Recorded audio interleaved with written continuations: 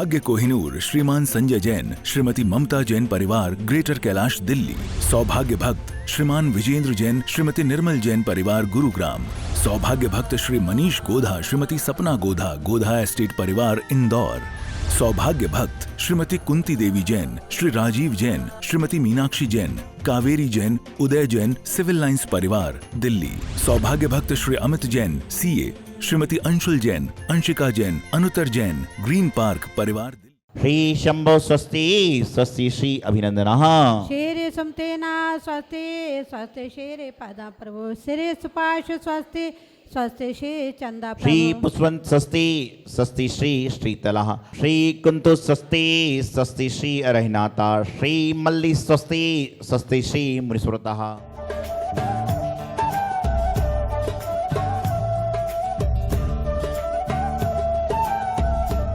देव सब मिलकर आए जन्म महोत्सव करने का आवाहन, सभी विधि मिल करके अपने कर पूजे प्रभु पाए। चलिएगा, स्थापना करेंगे अच्छे भावों से।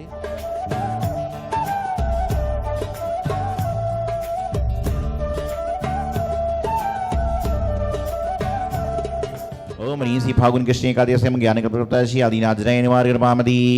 ओम ह्रीं अरम नमो अरिहंतलम नमो जिनानम राम ह्रीं रा असियाउसा आप प्रतिपत्युग्न। ओम राम ह्रीं रोम श्रीं क्लीं नमो ओम ह्रीं नमः। ओम ह्रीं अरम नमो ओहि जिनानम नमः। ओम ह्रीं श्रीं क्लीं ब्लोम नमः। ओम ह्रीं सकल उग्रह कृपया श्री आदिनाथ जय नमः हरिगम निरपामदी। ओम ह्रीं अरम नमो सब्बोहि जिनानम नमः। ओम ह्रीं श्रीं क्लीं जलयात्रा नमः। ओम ह्रीं नानक समुद्र कृपया श्री आदिनाथ जय नमः हरिगम निरपामदी। कायवली नमः। ओम ह्रीं क्लीं श्री हराम ह्रीं अग्निशांति गुरुमा। ओम ह्रीं संसारिक श्री आदिनाथ जय नमः हरिगम। ओम ह्रीं कारागादि कटिबंधन कृपया श्री आदिनाथ जय नमः हरिगम। एक पति पत्नी थे, एक लड़काड़ा था। एक दिन वो अपनी लकड़ी बेचकर परिवार का गुजारा करता था। एक दिन लकड़ारा को बीमार हो गया और पत्नी से बुखार चढ़ आया। तो पति बोली कि आज लकड़ी काटने नहीं जाना क्या? तो कहने लगी वो कहने लगा मेरे को बुखार आ रहा है इस बात से। पत्नी बोली तो नहीं जाओगे तो फिर रोटी वोटी कैसे बनेगी?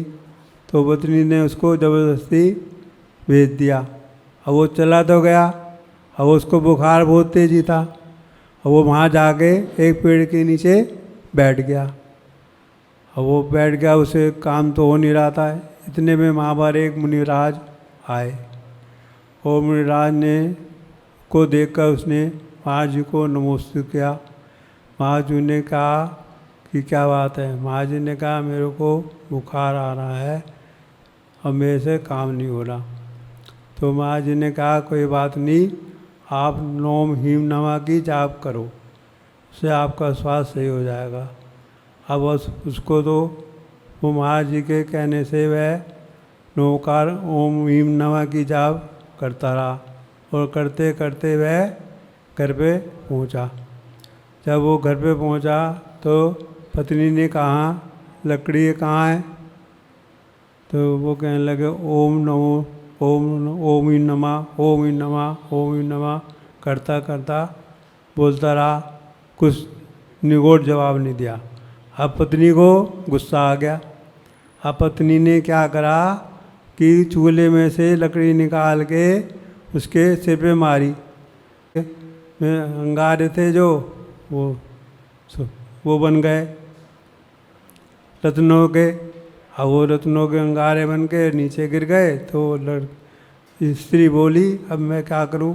तो वो लेकर उसे बाज़ार में गई। वो बाज़ार में ले जाके वो पंसारी के यहाँ पहुंची तो कहने लगे ये तो हीरे हैं, इनकी जो चीज़ आपको चाहिए वो ले जाओ, इसका मूल्य तो मैं नहीं दे सकता। अनुभव जीवन में इंसान के पास में इतना तो है कि वह खुद भी खा सके और दूसरों को खिला सके। लेकिन आज वर्तमान में इंसान को स्वयं की चिंता नहीं है, औरों की चिंता नहीं है, बल्कि भविष्य में क्या होगा उसकी चिंता सताई जा रही है। जिस तरह से कुशल जो गृहिणी होती हैं वह गर्मी के मौसम में ही गेहूं को धोकर सुखा कर रख लेते हैं। क्यों रखते हैं?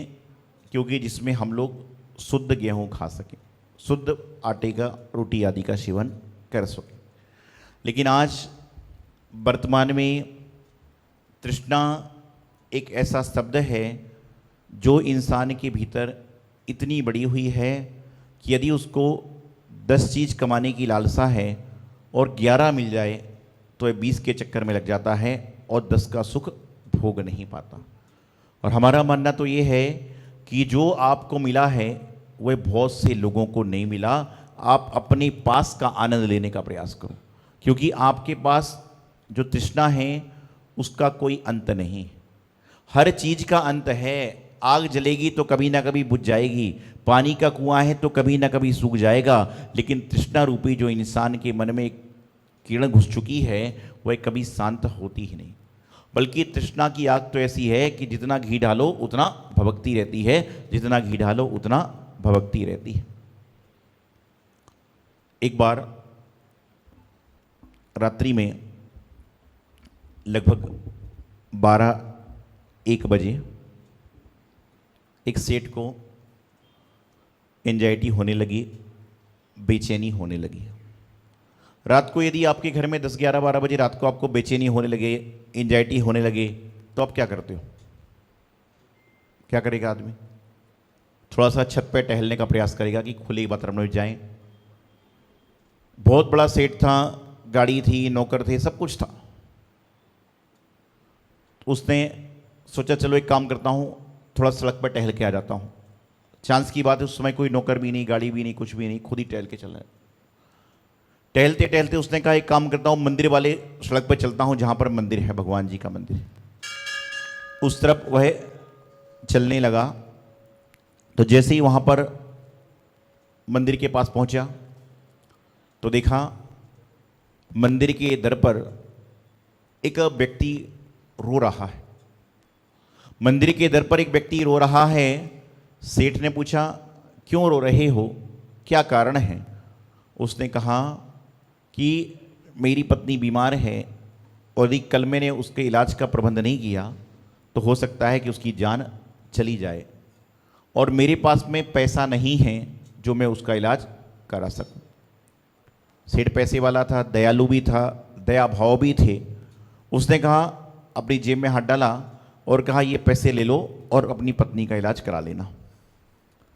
उस व्यक्ति ने भगवान को धन्यवाद किया, सेठ का धन्यवाद ज्ञापन किया और जाने लगा।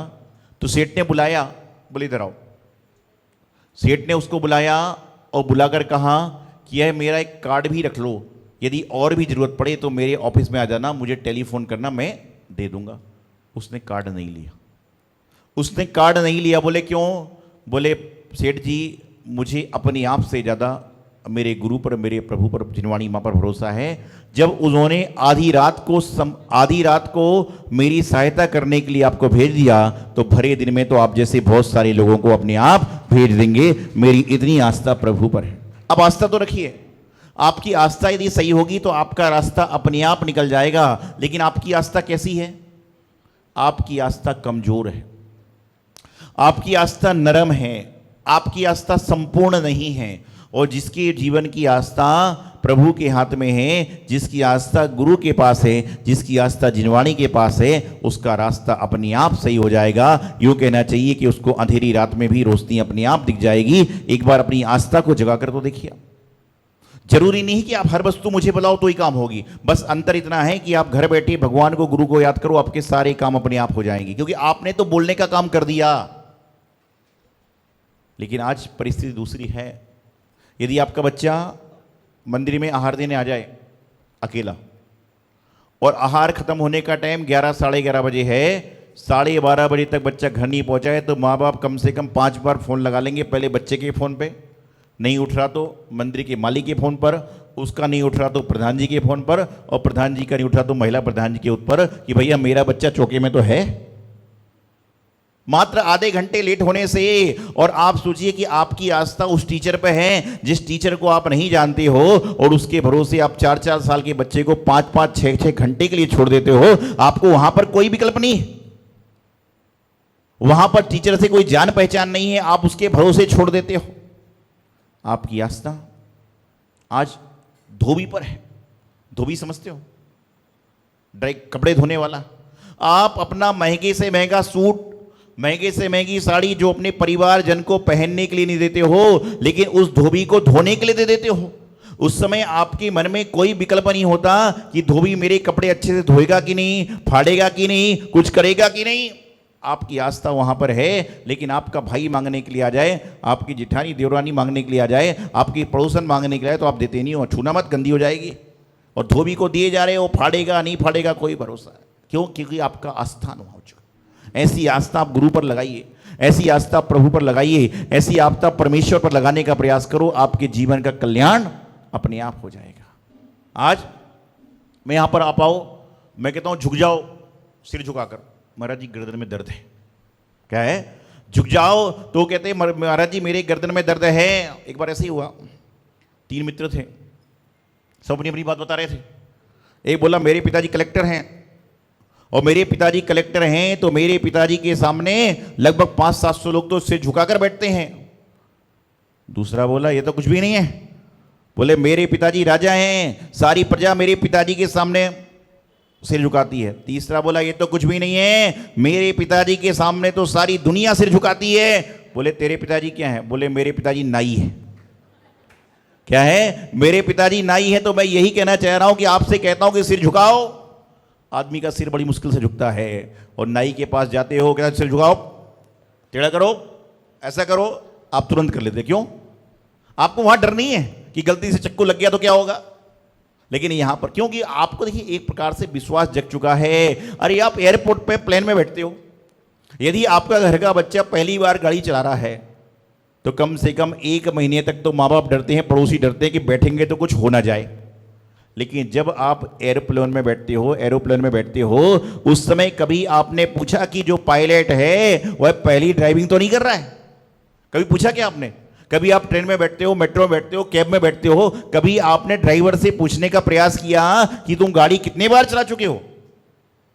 सोचिए।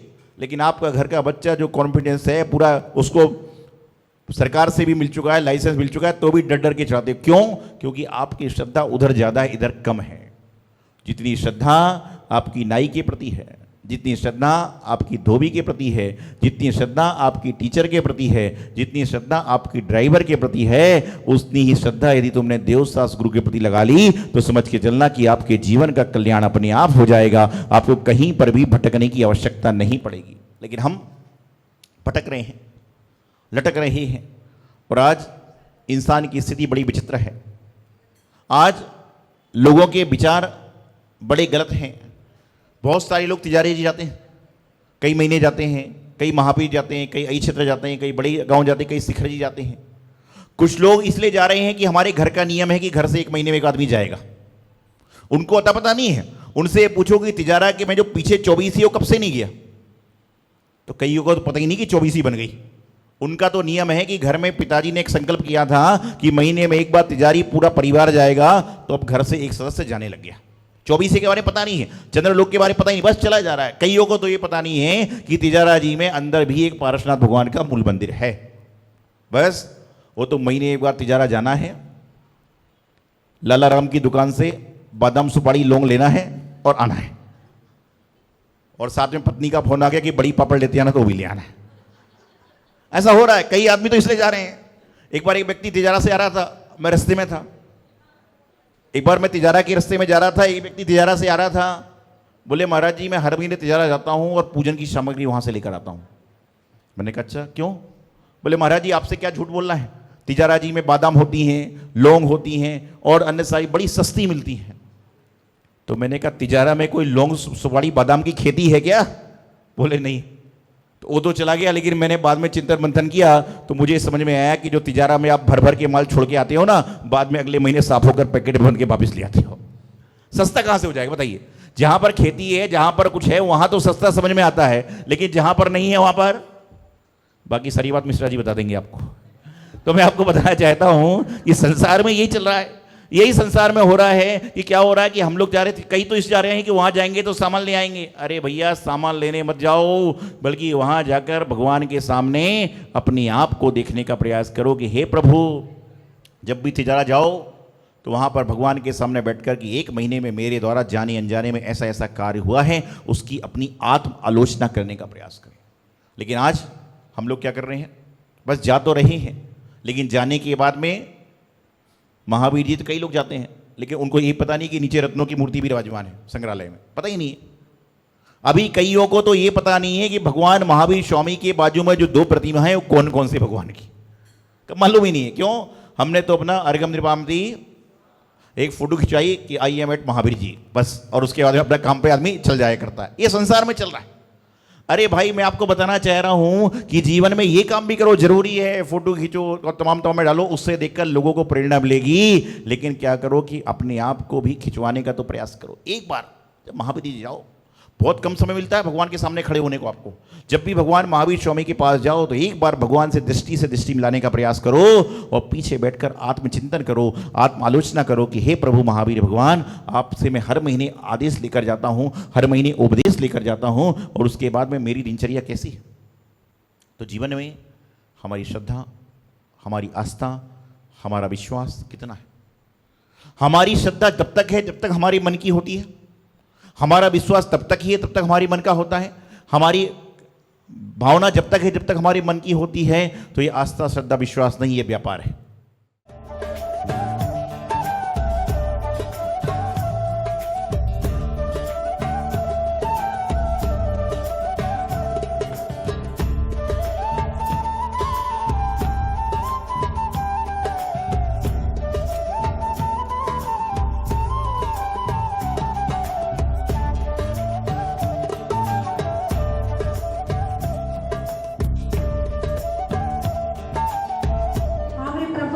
श्री सौभाग्य सागर महाराज जी साक्षात विराजमान है। तिनके पावन चरणों में मन से, वचन से, काय से बड़ी भक्ति पूर्वक अर्घ्य पामिति। श्री सौभाग्य कोहिनूर श्रीमान संजय जैन, श्रीमती ममता जैन परिवार, ग्रेटर कैलाश दिल्ली। सौभाग्य भक्त श्रीमान विजेंद्र जैन, श्रीमती निर्मल जैन परिवार, गुरुग्राम। सौभाग्य भक्त श्री मनीष गोधा, श्रीमती सपना गोधा, गोधा एस्टेट परिवार, इंदौर। सौभाग्य भक्त श्रीमती कुंती देवी जैन, श्री राजीव जैन, श्रीमती मीनाक्षी जैन, कावेरी जैन, उदय जैन, सिविल लाइंस परिवार, दिल्ली। सौभाग्य भक्त Shri Amit Jain, CA, Shrimati Anshul Jain, Anshika Jain, Anuttar Jain, green park परिवार, दिल्ली।